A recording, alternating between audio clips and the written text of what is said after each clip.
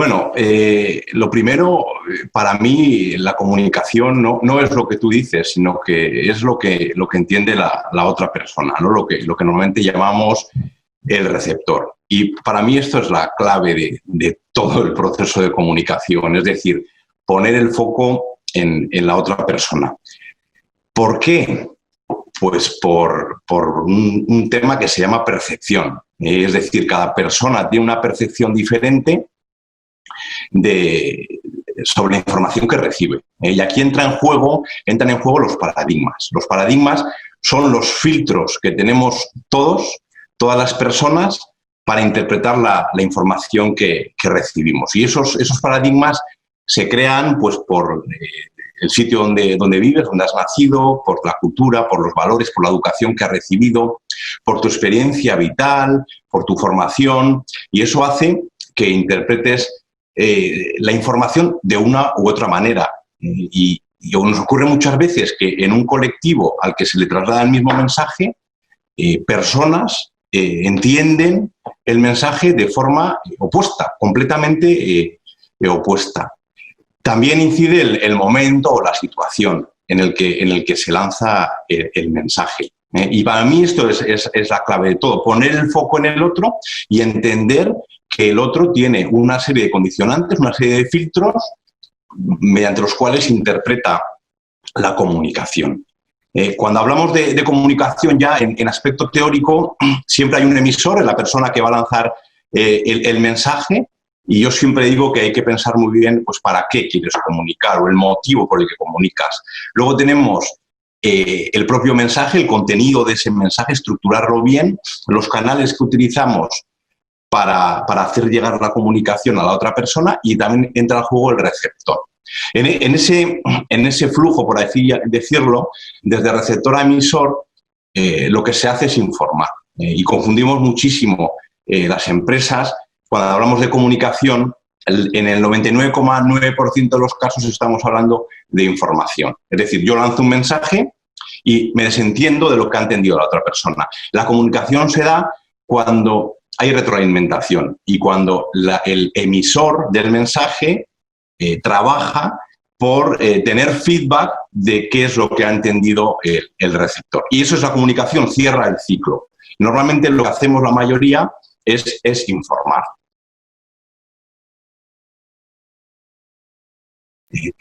Para mí, bueno, para que una comunicación sea buena, hay muchos factores, ¿no? Pero a lo largo de mi experiencia laboral, lo que he aprendido es que hay que tener muy claro el objetivo de lo que se quiere comunicar, pensar mucho en el contenido, estructurarlo bien, que el mensaje tenga cierta coherencia con lo que hemos venido comunicando a lo largo del tiempo. Muchas veces lanzamos mensajes que son contradictorios entre sí, y por eso suele ser interesante tener un eje vertebrador, tener, digamos, una línea de comunicación para no perder el sentido de lo que hacemos.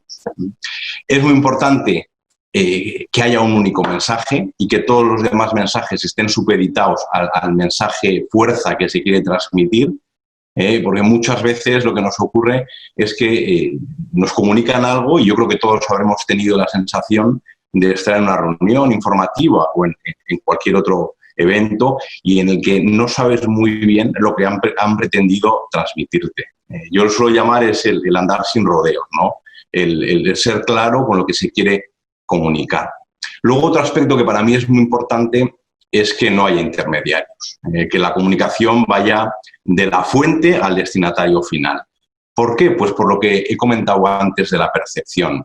Si cada uno interpreta la comunicación de una manera y ponemos a alguien en la mitad, pues primero, yo puedo comunicar algo, lo va a interpretar el intermediario, con su interpretación va a comunicar al destinatario final, que también va a interpretar, con lo cual hay dos interpretaciones en lugar de una. Por eso, a mí la comunicación que más me gusta es la que se realiza cara a cara y sin intermediarios. Luego, otro aspecto que para mí es vital es identificar los momentos de cuándo hay que comunicar. Momentos y muchas veces también lugares. Pero hay momentos en los que no son propicios para determinadas comunicaciones. Y muchas veces esto no se tiene en cuenta y comunicamos cosas en momentos inapropiados y luego la respuesta no es la esperada, pero es porque no hemos sabido interpretar el momento adecuado para comunicar. También es importante el canal. Y esto es algo en lo que hago mucho énfasis. El mail, por ejemplo, es una herramienta maravillosa, es una herramienta fantástica, pero no sirve para todo. Y muchas veces le damos un uso inadecuado. No se puede despedir a alguien por mail, y soy consciente de que hay gente que ha llegado a despedir por mail. No, esto no es así. Al final tenemos que buscar para cada mensaje, tenemos que buscar la herramienta apropiada. Y en el caso del mail hay un aspecto muy claro, y es que cuando yo escribo un mail le doy mi propia entonación y la persona que recibe ese email está en otro contexto, en otra circunstancia, con otra vivencia y posiblemente le va a dar una entonación completamente diferente a la mía. En definitiva, lo que se trata es de que cuando comuniquemos, pensar en el otro, adaptar el mensaje al receptor, que es lo importante. Yo soy consciente de que el emisor, la persona que va a lanzar la comunicación, tiene muy claro cuál es el mensaje, tiene muy claro lo que quiere trasladar, pero eso no es lo importante. Lo importante es lo que se va a llevar el otro, qué va a entender y con qué se va a quedar la otra persona.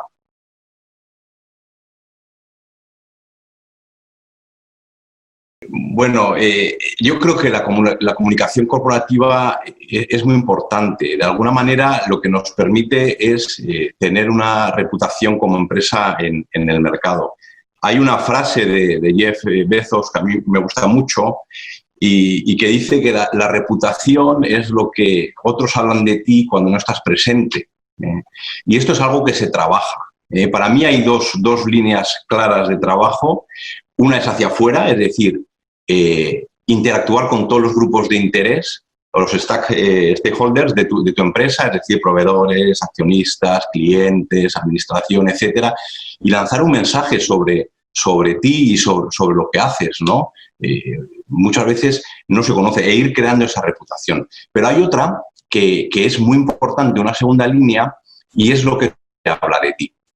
Y esto es un trabajo interno. Es decir, porque se traslada constantemente. Si tu gente está en un modelo en el que está a gusto, en el que se siente involucrada con la empresa, eso se traslada en cada interacción que haya con el exterior. Y de alguna manera estamos comunicando cómo somos y cuál es nuestra relación hacia afuera. Creo que es una asignatura pendiente especialmente, yo creo que de España en general, ¿no? Y en Navarra también.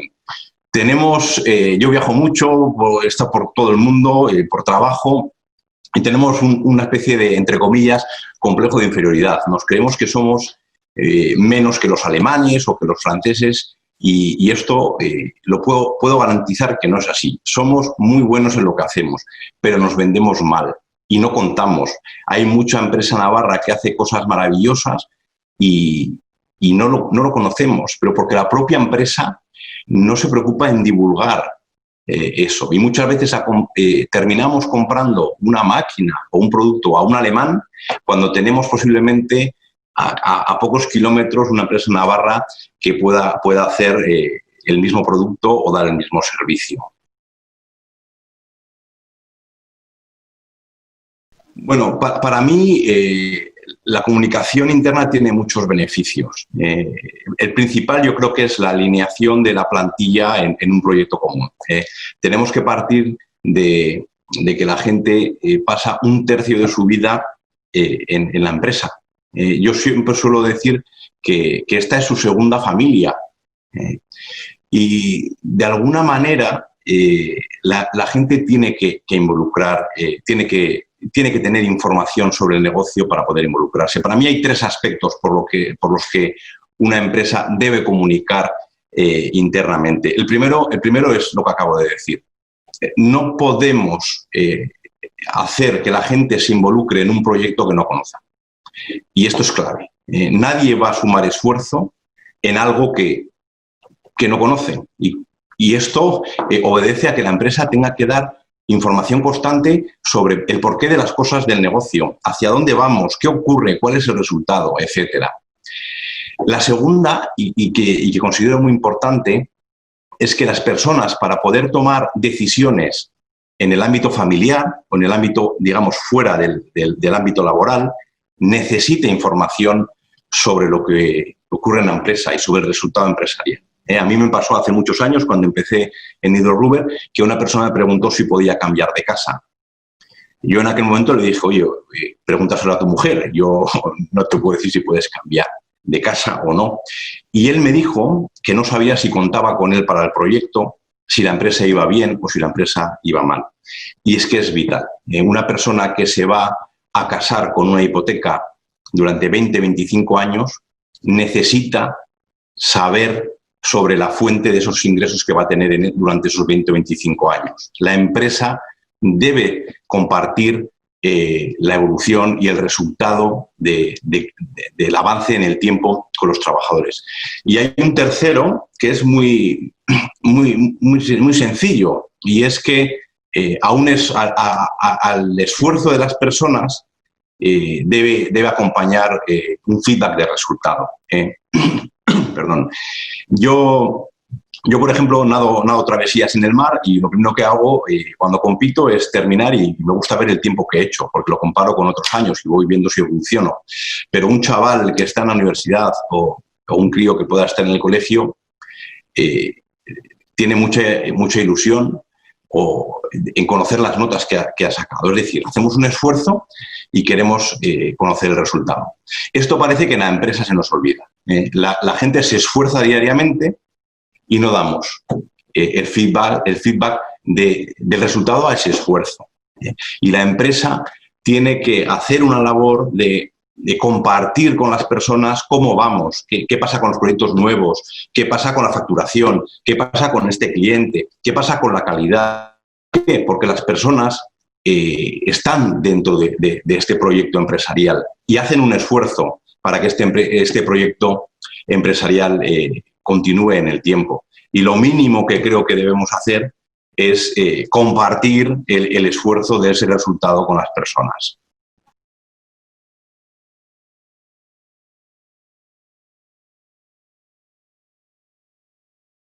Yo creo que la comunicación es la base de todo, ¿no? De cualquier cambio cultural que se pretenda dar en una empresa debe iniciarse por la comunicación. Entonces, yo lo que recomiendo es que se empiece poco a poco. Primero, como en todo cambio cultural, tiene que haber un convencimiento claro de la dirección general. Y luego entender que cada vez que implantamos algo hace falta tiempo. Y normalmente pretendemos cambiar 25 años de historia en una semana. Y esto no ocurre así. El principio de acción y reacción se cumple en muchos casos, pero aquí no. Y si se cumple, digamos, de forma negativa. Hacemos cosas y no obtenemos la respuesta que queremos. Entonces, tenemos que entender que hace falta tiempo, hace falta mucho recorrido. Yo suelo decir que se trata esto es una escalera muy larga y hay que ir subiendo peldaños. Pero no puedes estar en la mitad de la escalera sin haber subido todos los peldaños anteriores. Hay que estar primero un tiempo en el primer peldaño, luego en el segundo, ir dando pasos. Hablo mucho sobre evolución. Para mí, en comunicación, como en reconocimiento, participación, en cualquier elemento que pueda formar parte de un modelo, todo es una evolución y tienen que estar sentadas las bases anteriores. Entonces, más que entrar como un elefante en una cacharrería, creo que hay que planificar muy bien lo que vas a hacer cada año, ser constante, persistente y trabajar por pequeñas píldoras. Empezar con pequeñas cositas. En Hydro-Ruber en su día empezamos con la comunicación nómina, que es una comunicación que ya tiene 13 años, que se entrega a todos los trabajadores mensualmente, donde comunicamos proyectos nuevos, problemas de calidad, nacimientos, cumpleaños, sugerencias, damos formación, entrevistamos a alguien, hacemos muchas cosas.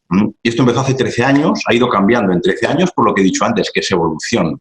Y luego también lo que hicimos fue hacer una reunión trimestral con toda la plantilla, donde también explicábamos el avance de la organización, y luego en el primer año yo me entrevisté durante el primer semestre 1 hora con cada empleado, que fueron 67 horas, había 67 personas, y en el segundo semestre otra hora con cada persona. Y ahí empiezas a hablar, empiezas a preguntar, empiezas a recibir feedback de lo que cada uno percibe, etc. Esto es lo que hicimos en el primer año. Y luego de ahí hemos ido aplicando otras herramientas, pues el telediario, el concepto de entrevista individual ha cambiado. Conmigo puede estar todo el mundo, pero solo si te apuntas, pero pueden estar con María, que es nuestra responsable de personas. Hemos ido construyendo, pero hay que ser consciente de que en el año cero no puedes meter 20 píldoras o 20 herramientas. Primero porque la gente no entendería absolutamente nada. Hay que empezar a dar capas de barniz poco a poco. Suelo comentar que esto es un tema de lluvia fina. Esa lluvia que aparentemente no te mojas, pero cuando llevas un tiempo debajo de la lluvia te das cuenta de que estás completamente calado, y esto es lo mismo. Es cuestión de poco a poco, la gente se vaya impregnando.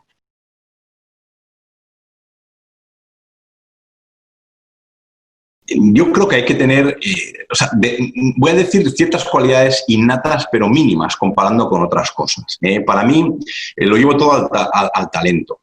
Para mí, el talento es la combinación de tres aspectos.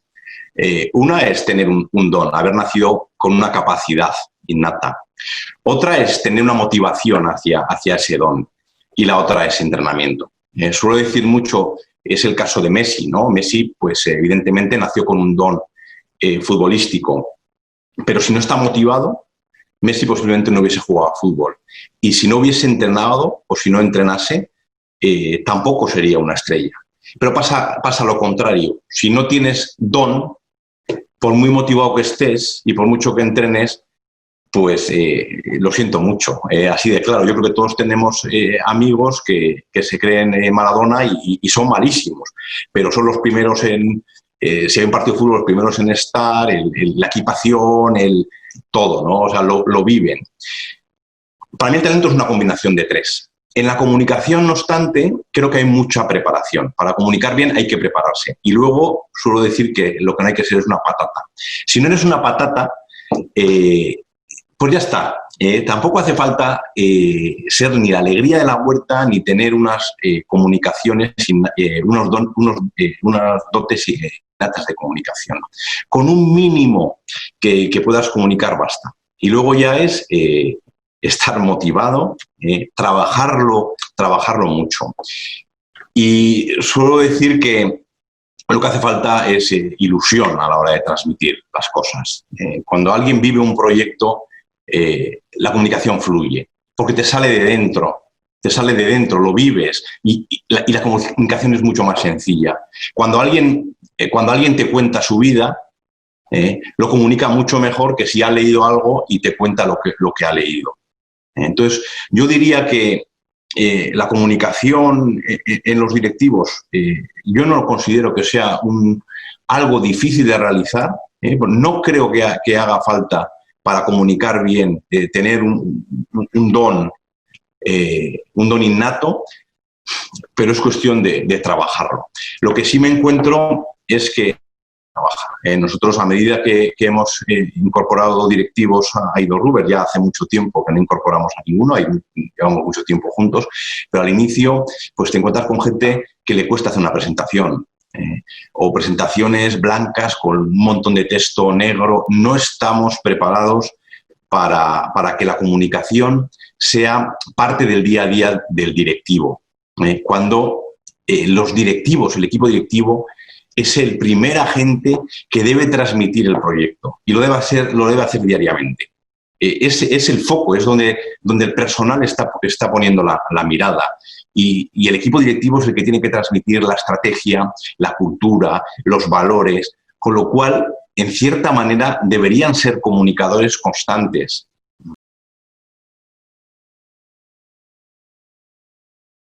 Sí, bueno, yo creo que a lo largo de la vida de cualquier persona, y más si ocupas puestos directivos, como decía antes, vas a tener que comunicar constantemente. Yo así que a mí me toca comunicar muchísimo, pero tengo especial recuerdo por algo que he comentado antes, que son las entrevistas individuales que hice al inicio de comenzar, cuando comencé a trabajar en Idorruber, y es que en el primer semestre estuve con 67 personas, uno a uno, y en el segundo con otros 67. Y tengo un grato recuerdo de aquello.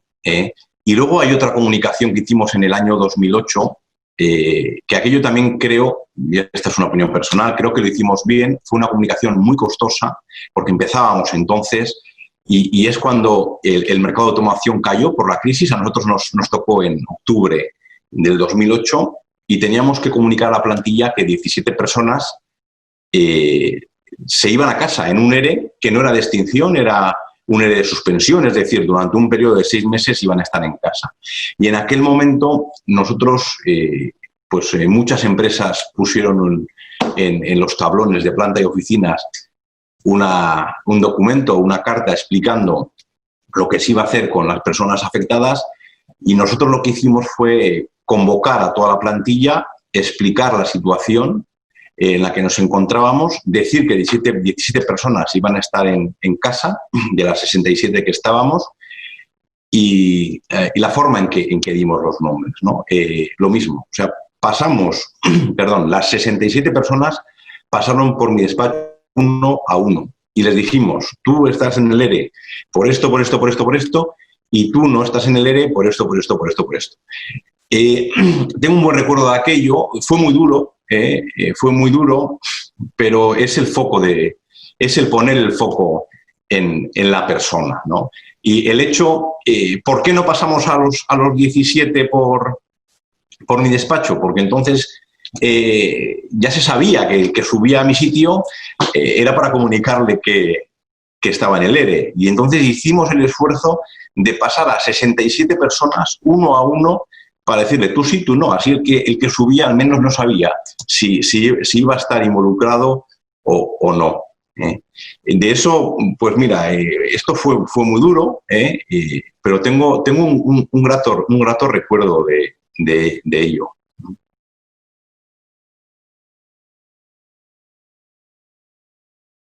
Bueno, yo creo que la comunicación es algo que una empresa debe hacer siempre.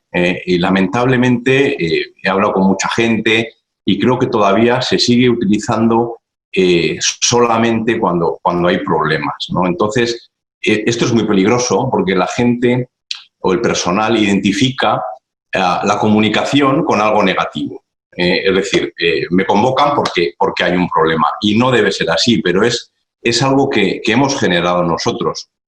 Bajo mi punto de vista, una empresa debe comunicar siempre, a lo largo de todo el año, y en momentos de incertidumbre como los que hemos tenido, o puede haber otros circunstanciales que puedan incluso afectar a la propia empresa, hay que intensificar la comunicación, porque hay más incertidumbre, la gente está intranquila, pero debe haber una base comunicativa a lo largo de todo el año. Si no, de alguna manera nos cargamos el sentido de lo que tiene la comunicación y lo único que hacemos es darle una connotación negativa.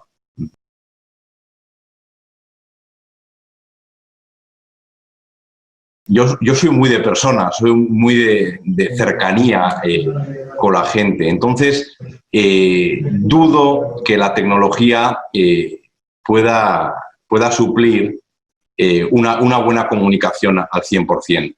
Hay por ahí, no sé de quién es la frase, a mí cuando la escuché me gustó mucho, que decía que la tecnología nos acerca a aquellas personas que viven lejos, pero que nos aleja de aquellas personas que están cerca, ¿no? A mí me da mucha pena ver a grupos de chavales sentados en un banco y que están hablando por WhatsApp.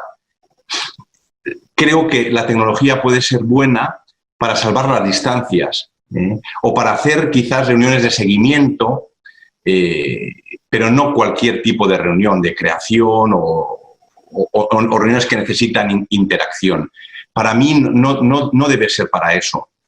Y lo digo por propia experiencia, porque la tecnología no te deja percibir todo. Dentro del proceso de comunicación hay gestos, hay miradas, Y cuando no ves los ojos de la otra persona en vivo, es muy difícil interpretar. A mí me ha ocurrido estar con una persona que me decía que estaba bien y todo su cuerpo y su mirada me decían que no estaba bien. Y cuando le dije, vamos a ver, me dices una cosa, pero yo estoy percibiendo otra. Y entonces es cuando se abrió. Posiblemente a través de una pantalla y con una cámara no hubiese percibido esto, porque perdemos mucho, perdemos todo lo que es la creación de ambiente, es decir, la circunstancia para que la comunicación pueda fluir.